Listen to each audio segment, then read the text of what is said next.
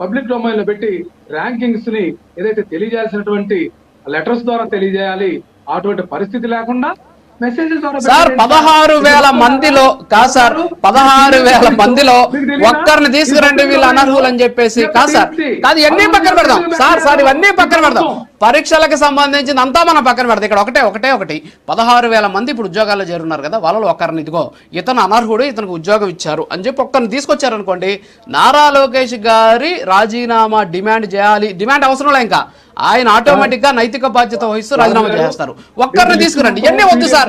ఇవన్నీ వద్దు, మనకు మెరిట్ లిస్టులు సెలక్షన్ లిస్టులు పక్కన పెట్టేద్దాం సార్. వేలాది మందికి అవకాశాలు రాకుండా కొంతమంది తమ అనుయాయులకి, ఏదైతే కోన రవికుమార్ ఎవరు సార్, ఆముదాల వలస ఎమ్మెల్యే, ఆయన ఒక క్రీడా సంస్థకి చైర్మన్ ఉంటే ఆయన ఇచ్చినటువంటి సర్టిఫికేట్ తోటి ఉద్యోగాలు. అట్లాగే భరత్ వైజాగ్ ఎంపీ, ఆయన ఇచ్చినటువంటి సర్టిఫికేట్ తోటి ఉద్యోగాలు. ఇదంతా లోపభూయిష్టం. సర్టిఫికేట్ మళ్ళీ మీకు ఛాలెంజ్. రామారావు గారు ఒక్క సర్టిఫికేట్, కోన రవికుమార్ సంతకం పెట్టిన ఒక్క సర్టిఫికేట్, భరత్ సంతకం పెట్టినటువంటి ఒక సర్టిఫికేట్ మీరు చూపించండి. ఓకే, మీరు చూపించండి. నారా లోకేష్ గారు రాజీనామా కాదు, రాజకీయాల నుంచి వెళ్ళిపోవాలని డిమాండ్ చేద్దాం మనం. ఒక్కటి చూపించండి, కోన రవికుమార్ సంతకం పెట్టింది ఒక్కటి చూపించండి. మీరు చాలా జీవోలన్నీ ప్రదర్శిస్తుంటారు ఏది ప్రభుత్వానికి మద్దతుగా, మాకు ఉన్నటువంటి సమాచారం మీకు తెలియకపోవడం మద్దతుగా కాదు, వాస్తవాలు సార్. మద్దతు కాదు, వాస్తవాలు. ఒకటి ఇవ్వండి సార్, ఒకటి ఇవ్వండి సార్. పంపించండి, నా దగ్గర కూడా ఉంది. నా దగ్గర నా దగ్గర కూడా ఉంది. నా దగ్గర కూడా ఉంది. వైఎస్ఆర్ కాంగ్రెస్ పార్టీ ఇచ్చినటువంటి PDF ఫైలు నా దగ్గర కూడా ఉంది. నేను కూడా మీకు చూపిస్తా. దాంట్లో మొత్తం వెతికి వినండి సార్, మొత్తం వినండి, మొత్తం వెతికి వినండి సార్, మొత్తం వెతికి సార్ ఏం లేదు సాక్ష్యాలు ఇక్కడ, ఏమి లేవు సార్ సాక్ష్యాలు ఇక్కడ చూడండి. ఇదిగోండి నా దగ్గర కూడా మీరు ఇచ్చినటువంటి వినండి. అరే వినండి, ఏమీ లేవు మీకు చూపిస్తాను ఇప్పుడు.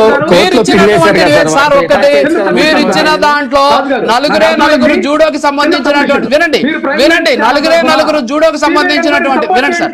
చెప్పండి, ఎవరికి మీరు డిమాండ్ చేయండి లోకేష్ గారిని అసలు ఏమీ లేకుండా సిబిఐ ఎంక్వైరీ ఎందుకు చేస్తాం సార్?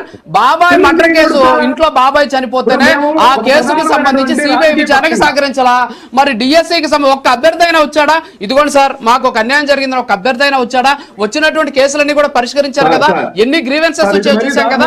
మీరు ఒక పొలిటికల్ అంశంగా దీన్ని మార్చుకొని ఇక్కడ నాది ఒకటే విజ్ఞప్తి సార్ రామారావు గారు, ఒకటే విజ్ఞప్తి, దయచేసి క్రీడాకారులతోటి, దయచేసి నిరుద్యోగులతో దయచేసి రాజకీయం చేయదు. ఏ పార్టీ అయినా సరే చేతులెత్తి దండం పెడుతున్నాయి. ఎందుకంటే ఇప్పటికే ఉద్యోగాలు లేక అల్లాడిపోతున్నారు. ఉద్యోగాలు వచ్చినటువంటి వాళ్ళ మీద ఆత్మస్థైర్యం దయచేసి దెబ్బతీయొద్దు. ఒక్క సాక్ష్యం తీసుకురండి, ఎన్ని పక్కన పెట్టేద్దాం సార్. ఒక్క సాక్ష్యం ఇవ్వండి అంటుంటే కోర్టుకి ఏం కావాలి? సాక్ష్యాలు కావాలి. ఒక్క సాక్ష్యం ఇవ్వండి అంటే ఒక్క సాక్ష్యం లేకుండా 300 పేజీలు అన్నారు. ఈ 300 పేజీలు ఇక్కడ నా దగ్గర, 300 పేజీలు ఎక్కడ కూడా లేదు సార్, ఒక్క సాక్ష్యం లేదు సార్. నా విషయం మాట్లాడండి సార్, మీరే మాట్లాడుతున్నారు. ఇక్కడ ఏంటంటే సమస్య, నాకు ఒక్క నిమిషం సమయం ఇస్తే కదా నేను మీకు సాక్ష్యాల గురించి వివరంగా చెప్పగలిగేది. టైం ఇవ్వట్లేదు. నేనేమంటున్నానంటే, ఇక్కడ ఏదైతే టీచర్ పోస్టులు, PET పోస్టులు 65 రకాల క్రీడలకు ఎలిజిబిలిటీ అని పెట్టేసి దాంట్లో క్యారమ్స్ ని, ఏదైతే ప్లే కార్డ్స్ ని, వీటిని కూడా ఇంక్లూడ్ చేసింది వాస్తవా కాదా? అది సాక్ష్యం కాదా? జీవోలో ఉంది సార్. 74 జీవో దాన్ని రీవోల్ట్ చేస్తూ 47. ఒక్క నిమిషం రామారావు గారు, దానికి క్లారిటీ ఇస్తా. ఒక్క నిమిషం సార్. అదే ఇక్కడ సమస్య ఎక్కడే వస్తుంది. జీవోలో ఉన్నటువంటి 65 స్పోర్ట్స్ లో 65 సెంట్రల్ గవర్నమెంట్ సాయ్ అని ఉంటుంది, స్పోర్ట్స్ అథారిటీ ఆఫ్ ఇండియా అని ఒకటి ఉంటుంది అనమాట. వాళ్ళు సర్టిఫై చేసినటువంటి స్పోర్ట్స్ కి సంబంధించినటువంటి క్రీడా జాబితాది. స్పోర్ట్స్ కోటాలో ఎవరినైనా సరే ఉద్యోగాలు ఇవ్వాలి డైరెక్ట్ రిక్రూట్మెంట్ ప్రకారం అంటే దాని ప్రకారమే ఇవ్వాల్సి ఉంటుంది. మీరు చెప్పినట్టు బ్రిడ్జ్ గేమ్ అంటే ప్యాక్ ఆట అన్నారు. సరే, మీరు అనుకున్నట్టు బ్రిడ్జ్ గేమ్ పక్కన పెడతాం. ప్యాక్ ఆట ఆడినటువంటి ఆంధ్రప్రదేశ్ డిఎస్సిలో ఉద్యోగం వచ్చిన వాళ్ళు ఒకరు ఉండారా? 65 క్రీడల్లో ఉన్నటువంటి కేవలం ఒక 7-8 డిసిప్లిన్స్ తప్ప మిగతా ఏదైతే ప్రముఖమైనటువంటి క్రీడలు తప్ప మిగతావన్నీ జీవోలో పెట్టాలి. ఒకవేళ క్రీడాకారులు ఎంతమంది ఉన్నారో తెలియదు కాబట్టి జీవో ఇచ్చారు. అక్కడ ఇచ్చినటువంటి ఉద్యోగాల్లో వీళ్ళు ఏమన్నా ఉన్నారా? అది ఒకటి తేల్చండి సార్. ఇక్కడ అడుగుతున్నది ఏంటి? ఒక్క నకిలీ పర్సన్ తీసుకురండి, ఎన్ని వద్దు మనకు. ఇక్కడ సమస్య ఏంటంటే, తెలుగుదేశం పార్టీ నాయకులు, తెలుగుదేశం పార్టీ సంబంధించిన వ్యక్తులు పబ్లిక్ గా 10 లక్షల నుంచి 20 లక్షల రూపాయల దాకా వసూలు చేస్తున్నటువంటి ఉదంతాలు ఈ మీడియాలో వచ్చినాయి కదండి. బాధితుల పక్షాన అది సాక్ష్యం కాదా? నేను ఒక చెప్తున్నాను సార్. మా ఎమ్మెల్సీ చంద్రశేఖర్ గారు ఏదైతే ఆర్టికల్ 14, ఆర్టికల్ 16 అండి, అది డీవియేషన్ అవుతుందని చెప్పేసి కోర్టులో పిటిషన్ వేస్తే, ఎందుకంటే ప్రతి ఒక్కరికి సమాన హక్కులు ఉండాలి. ఏదైతే పబ్లిక్ గా ఎగ్జామ్ రాసినటువంటి అంశంలో సమాన హక్కులు ఉండాలనేటువంటి దాన్ని కూడా ట్రోల్ చేస్తున్నటువంటి పరిస్థితి ప్రభుత్వం. అంటే ఈ ప్రభుత్వం భయపడుతుంది, మా డిమాండ్ పట్ల ఆన్సర్ లేదండి.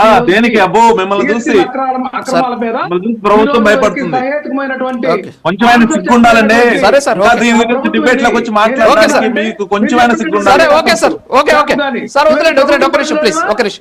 ఓకే చెప్పండి.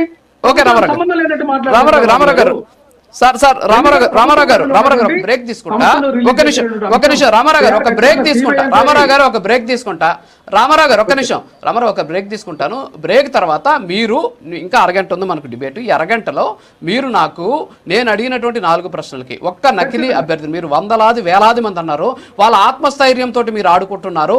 అదే నేను మీకు చేతులెత్తి అదే చెప్తున్నా, దయచేసి నిరుద్యోగులతోటి క్రీడాకారులతోటి ఆడుకోవద్దు. దయచేసి నేను అడుగుతున్నా, ఒక సాక్ష్యాన్ని తీసుకురండి, సాక్ష్యాన్ని నాకు చూపించండి అరగంటలో. ఇదిగో పేపర్ లీకేజ్ అయింది, ఇదిగో దీనికి సాక్ష్యం.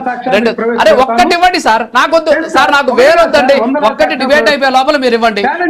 అరే ఒక్కటి ఇవ్వండి సార్, మీరు నాకు 100 వద్దు సార్, ఒకటి ఇవ్వండి అంటే 100 అంటారు. నాకు అరగంటలో మీరు